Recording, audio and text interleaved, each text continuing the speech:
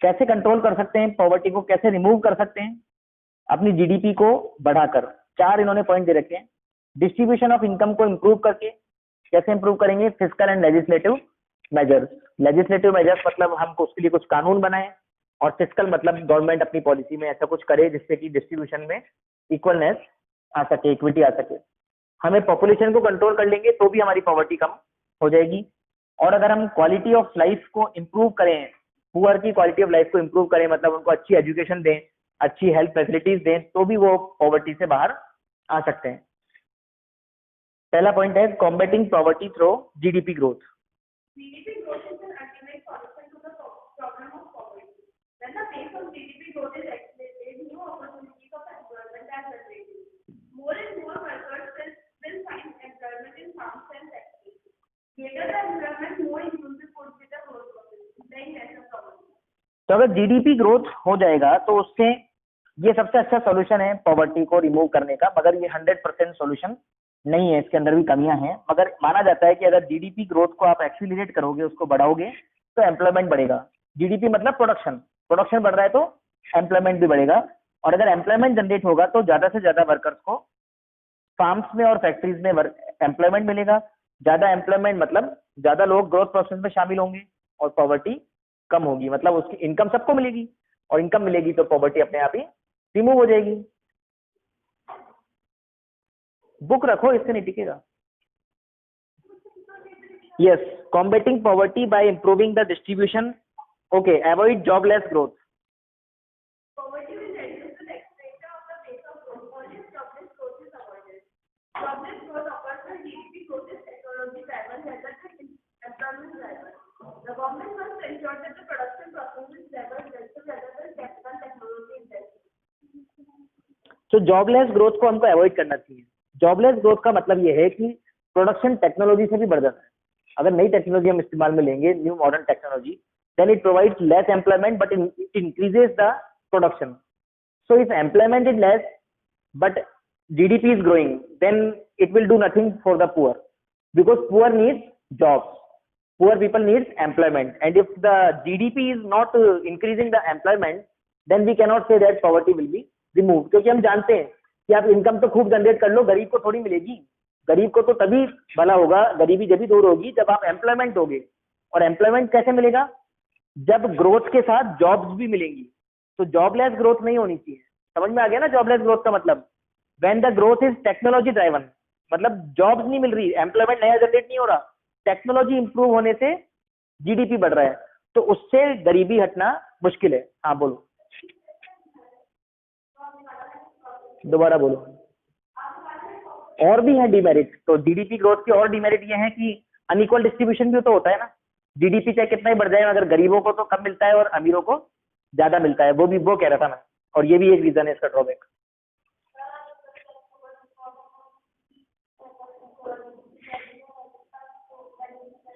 तो इतना इक्विटी नहीं है ना, प्रॉफिट परसेंटेज ज्यादा होता है, लेबर का, वेजेस का परसेंटेज बहुत कम होता है।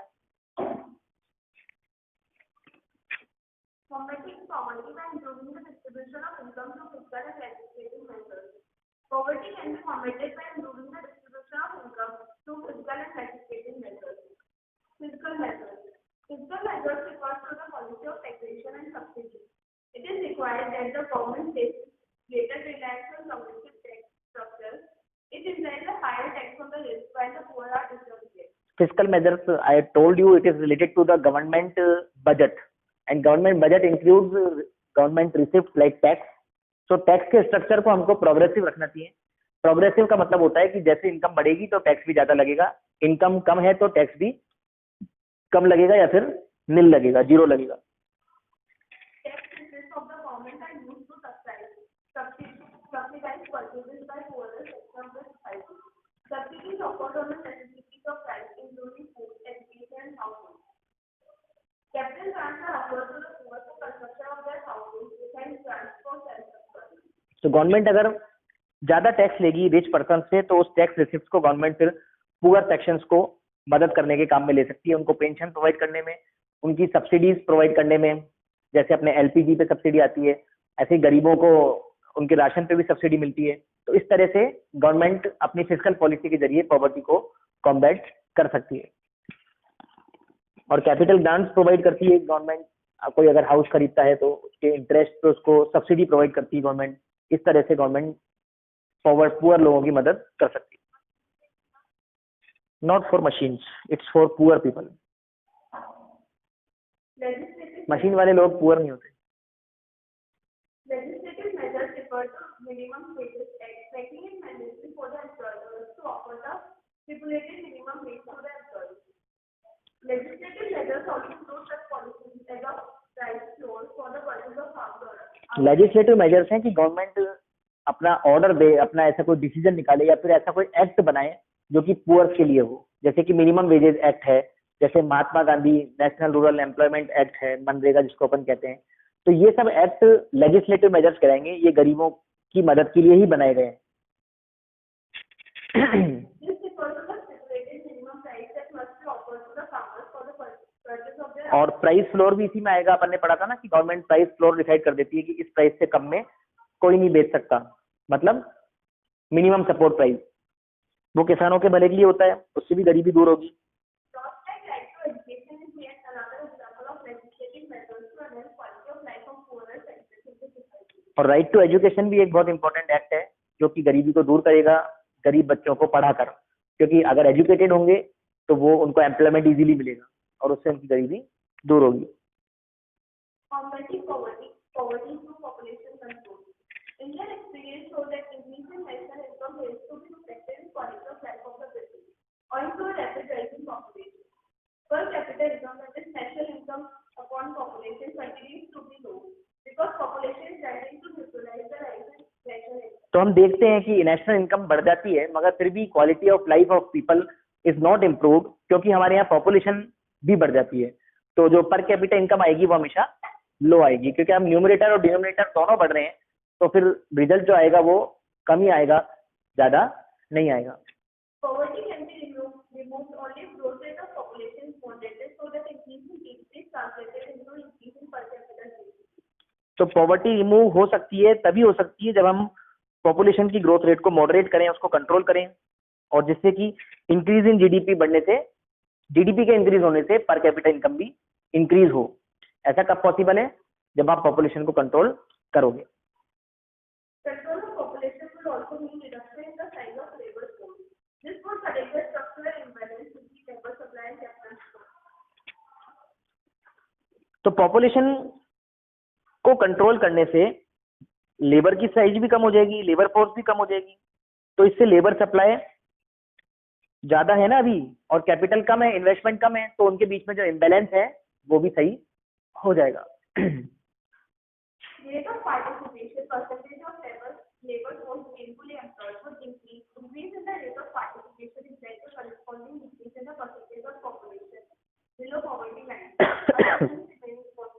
तो इससे लोगों का पार्टिसिपेशन लेवल बढ़ेगा, क्योंकि पॉपुलेशन कम हो गई तो जो एग्जिस्टिंग लेबर फोर्स है उनको एम्प्लॉयमेंट मिलेगा और वो अपने लिए इनकम जनरेट करेंगे खुद के लिए। और इससे क्या होगा कि बीपीएल की संख्या भी कम होगी, क्योंकि पॉपुलेशन कंट्रोल होगी तो बीपीएल भी कम होंगे। Other measures enhancing quality of life of the people. Development of agriculture.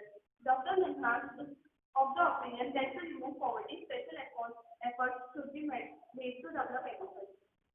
It is recommended that agriculture should be mechanized and modernized. Better seeds, means of irrigation, chemical and composite fertilizers should be used. Small farmers should be given special assistance.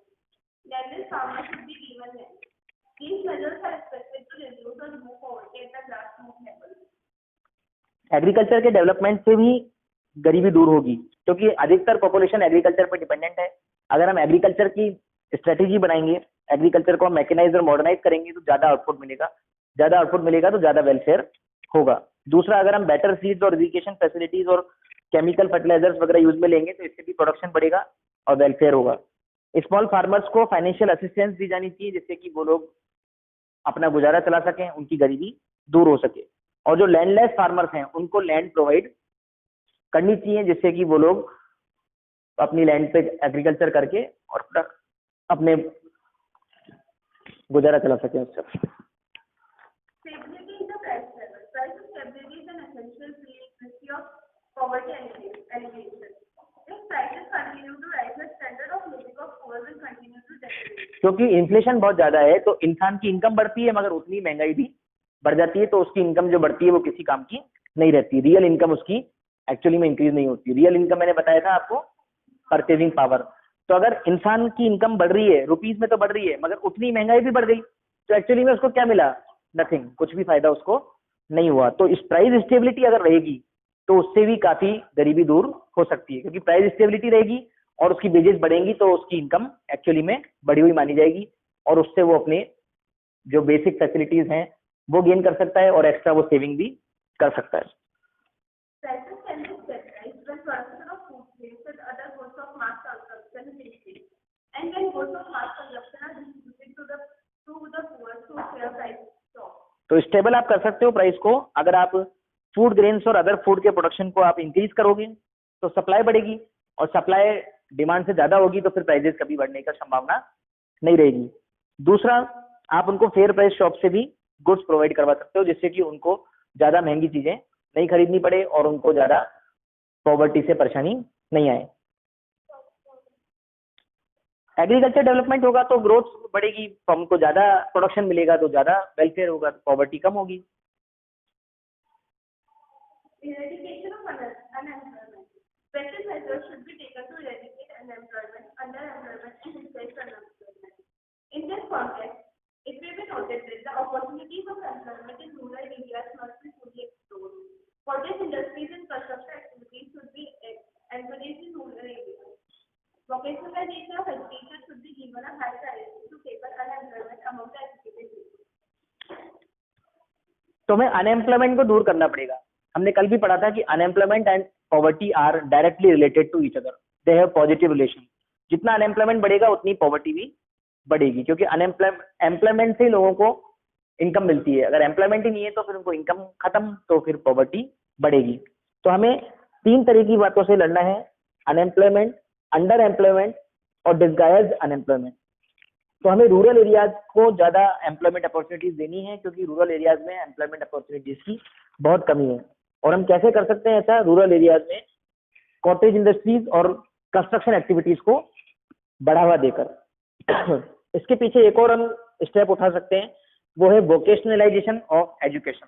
Vocational मतलब business से related education देनी चाहिए उनको, self employed वो बन सकें, अपने पाँव पे खड़े हो सकें, अपना खुद का कुछ काम शुरू कर सकें। ऐसी एजुकेशन अगर लोगों को मिलेगी तो वो कभी भूखे नहीं मरेंगे। आज हमारी एजुकेशन ऐसी है कि इंसान इंजीनियर बन जाता है मगर उसको कोई भी रिपेयरिंग का काम या कोई सा भी आईटी से रिलेटेड काम भी नहीं आता, तो उसको वो काम जॉब में जाके सीखना पड़ता है। तो और जिसको जॉब नहीं मिलेगी वो फिर किसी काम का नहीं रहता। अगर इसी की जगह वोकेशनल एजुकेशन दी जाए और उसके पास अगर जॉब भी नहीं है तो वो अपना कोई part time, self time, freelancer काम करके भी अपना गुजारा चला सकता है। तो हमको उनको टैलेंट वाली जॉब, टैलेंट वाली एजुकेशन देनी चाहिए, वोकेशनल एजुकेशन देनी चाहिए। Labor intensive technique of production, Dr. Gunnar Bilger is of the opinion that India should adopt labor intensive technique of production. Its adoption will raise the level of employment and reduce the level of poverty. We should use labour intensive technique of production. ये तो हम first day से पढ़ते हुए आ रहे हैं कि labour intensive techniques अगर होंगी तो एम्प्लॉयमेंट ज्यादा जनरेट होगा और उससे पॉवर्टी अपने आप ही दूर हो जाएगी। Provision for minimum needs of the poor. Government should take appropriate measures to meet minimum needs of the poor, such as supply of drinking water, provision of primary health sectors, primary education, etc. Public sector should allocate more and more funds for this purpose. तो government को appropriate measures लेने चाहिए लोगों की health के लिए और education के लिए। ये उनकी मिनिमम नीड्स हैं और उससे भी ज्यादा उनको हाउसिंग फैसिलिटीज वगैरह गवर्नमेंट को कम प्राइस पर प्रोवाइड करवानी चाहिए, जिससे कि उनका स्टैंडर्ड सुधर सके, उनकी हेल्थ अच्छी रहे, उनको एजुकेशन अच्छी मिलेगी, तो पॉवर्टी अपने आप ही खत्म हो जाएगी। Special focus on backward regions. Government should offer special concessions and facilities to extremely backward and poor regions. Like Special focus on backward regions. Government should offer special concessions and facilities to extremely backward and poor regions like Odisha, Nagaland, UP and Bihar, so as to encourage private investment. तो government को ऐसे offer या concession या special economic zones बनाने चाहिए इन areas के अंदर, जिससे कि वहां पर इंडस्ट्रीज डेवलप हो और वहां के लोगों को एम्प्लॉयमेंट मिल सके, वहां का डेवलपमेंट हो सके। तो बैकवर्ड एरियाज के एग्जांपल है जैसे कि ओडिशा, नागालैंड और यूपी एंड बिहार, यहाँ के लोगों में ज्यादा पॉवर्टी है। Opportunities for self-employment. Opportunities for self-employment should be further explored.